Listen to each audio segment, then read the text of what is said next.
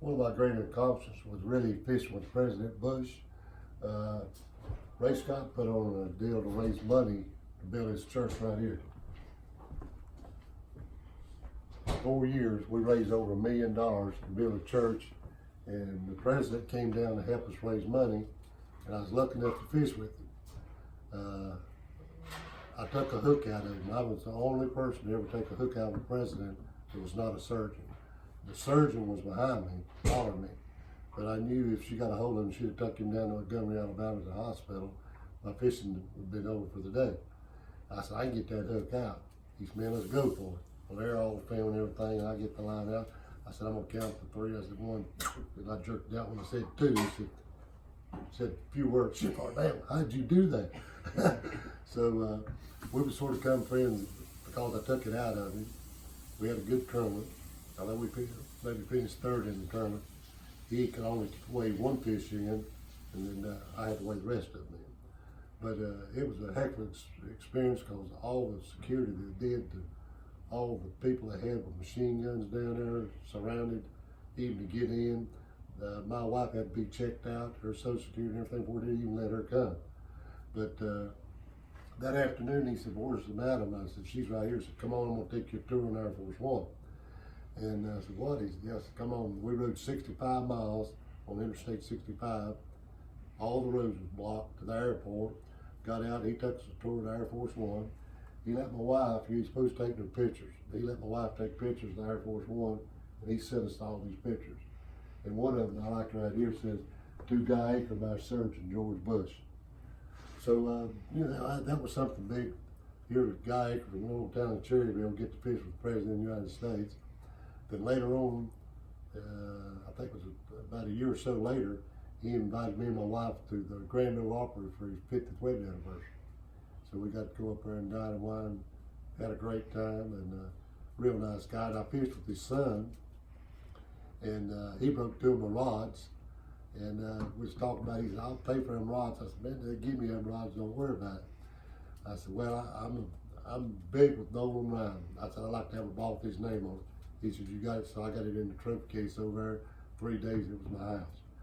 Heck of experience, really had a good time, great people, and me and my wife, it's just unbelievable to get to, you know, to be around and actually fish with the President of the United States.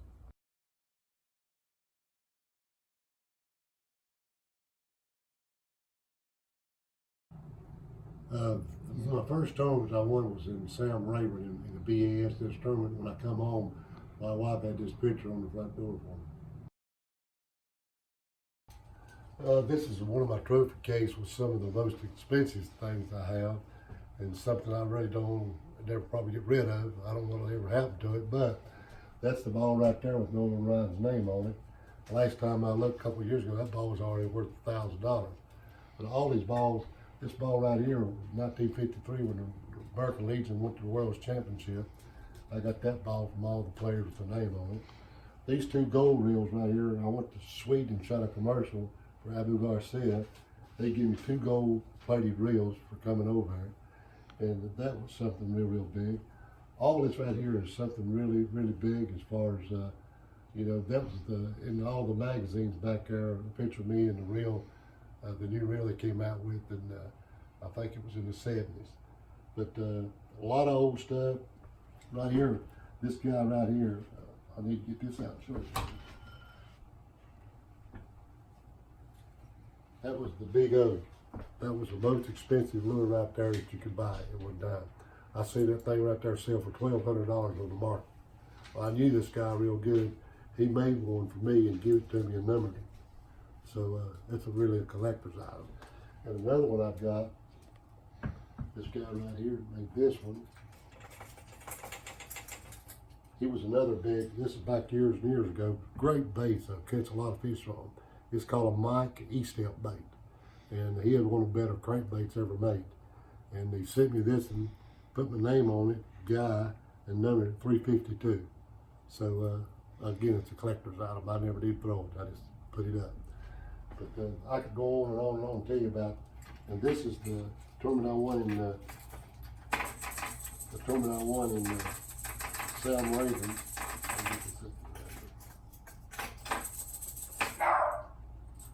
That's the lure winning on right there. A red rattle trap, 1994. That was the first BASS tournament I won, but I won one in American Bass on National Beat Dave Glebe at Seminole in 1977, and I won the Angler of the Year that year in American Bass. But it's still a good bait, catches a lot of fish. And I could go on forever. This is, they told me in Sweden, they gave me this. You don't feel how heavy that thing is.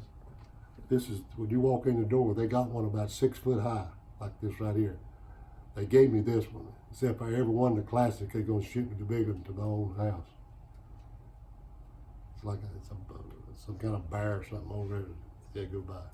But that was sort of a new deal, Abu Garcia deal. But again, a lot of memories. And I had something right here. Here it is.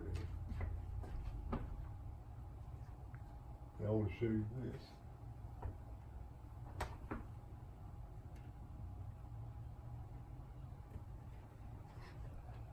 President Bush also gave me this right here for being so nice to him, taking the hook out of him. This is one of a kind. Not one of them made out of silver. Got the president's seal on it. So one day, Guy Jr. and Carl were selling it. They'll get a lot of money. But it's a special deal. I got a letter with it, being the only one made in the United States.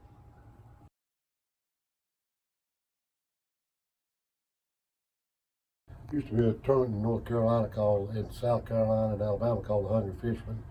First year I fished it was 1980, and I won the Angler of the Year with it. Over here's another picture, trophy, 1977. I won the American Bass Angler of the Year. That's the way I got to go to Cuba and fished in Cuba, because I won the Angler of the Year. I also won a tournament in 1977, beat Dave Glebe by 3 ounces, and that's it right there. Got all kind of stuff from Cuba that they give me down there. A lot of people don't know this and never seen them, but 2 years in a row, BASF gave boxes out, and instead of giving you a trophy, they give you buckles, silver and gold buckles, the way you finish. So I thought that's pretty nice. And this is some of the fish I've caught. I caught this one, the biggest fish I ever caught was a 14-1. I caught it in California at the Delta. And I caught a 13 in California 3 years before that. And I caught another 13 in Mexico. Never caught, I think I'd ever catch a fish with 13 pounds. But that fish I thought was a big striper, because the Delta has a lot of salt water that comes in it. And I'd caught a striper there a couple of years before, weighed 20 pounds on a spinnerbait. And that's what I thought. I had somebody follow me when I caught that fish. They see me catch it. And then they said, man, that's how big I said, well, weigh it. They said, weighed 14-1. I said, that fish is bigger than that. I weighed it, weighed 14-1. They said, what you gonna do? I said, I'm gonna get the measurements off of it. I said, I'm gonna let y'all catch it. So I sent it to a guy in Sarasota, a friend of mine, and he made me a replica of it. Then this guy here, he wanted to make the only stringer mount that anybody had ever seen on a birch board, and he wanted 6 pounders and up. I ended up in 1 year catching from 9 up to 10, 14. I won 2 boats on these 2 fish right here in Florida. But after he hauled it around for a year, he gave it to me. Guys, U.S. haul. All these fish were caught in 1975. Every one of them. Caught me 1 year.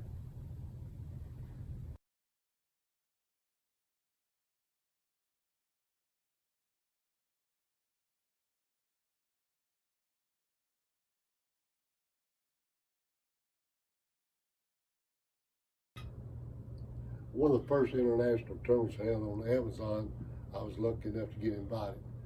10 pros got to go down and fish for the first international tournament, catch a peacock bass. Well, a guy from Florida I met years ago said, I got the lure to win the tournament for me if you'll tell me you caught it on. I said, if I catch them on it, I'll tell him. So I caught big fish every day, won the tournament, went up the Amazon 200 miles, I think we went like 50 miles every night on 2 boats. All the guys, the little boats would be on one, we'd be on the other. My biggest fish, I caught them from 16 up to almost 20 pounds. Most vicious fish I've ever caught in my life, all on top water. This is the bait I caught them on right here. called a high roller, made in Florida. Makes a lot of noise when you pull it. But one of probably the most exciting fish I've ever caught in my life. I went back one time and made a TV show, and we caught them again, right at up to 18 pounds. But it's hot every morning at 9 o'clock. My shoes was full of water from sweating because you're on the equator, and that water is the clearest water in the world. I mean, it's just like drinking water.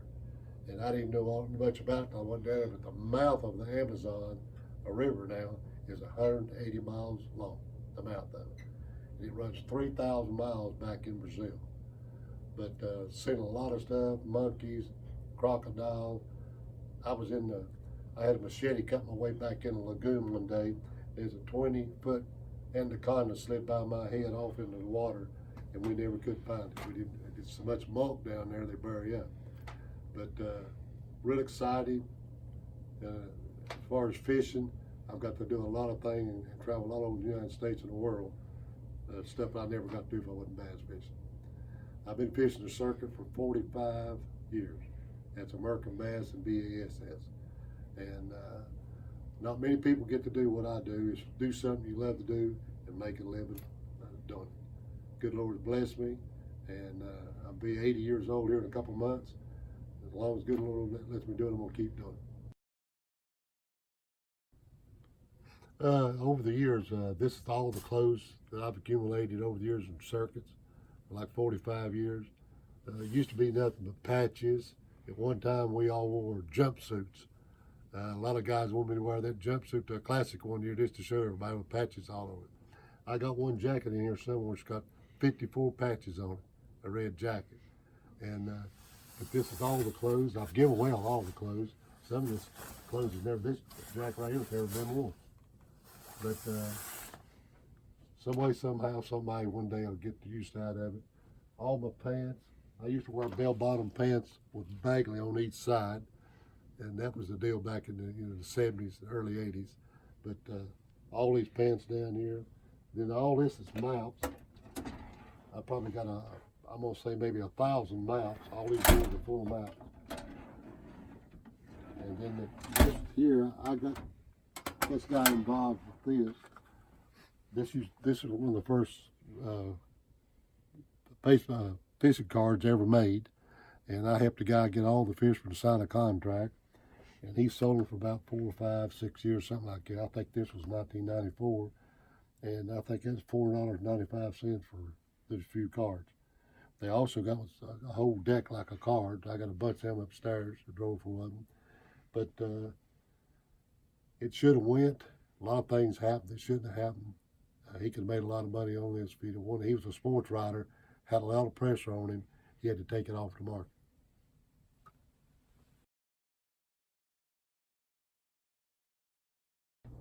You know, a lot of people talk about a chatterbait. Well, I had the first chatterbait. It was called an Eaker shaker. It was ever made in the world. Eagle Claws sold millions of them for 3 years. And then another guy came up with this idea. We had a patent on the blade. We had a patent on the clip. They act like they was the one that come out with it. And at one time, the lawyer told me, he said, let them keep selling. He said, you can own them if you want to. He said, they infringed on your patent, and you've not done anything to their patent because you had the first one. But I used that bait for many, many years, caught a lot of fish on it. And you can see, you can attach little bitty jig heads, anything, even saltwater baits, like eels and stuff.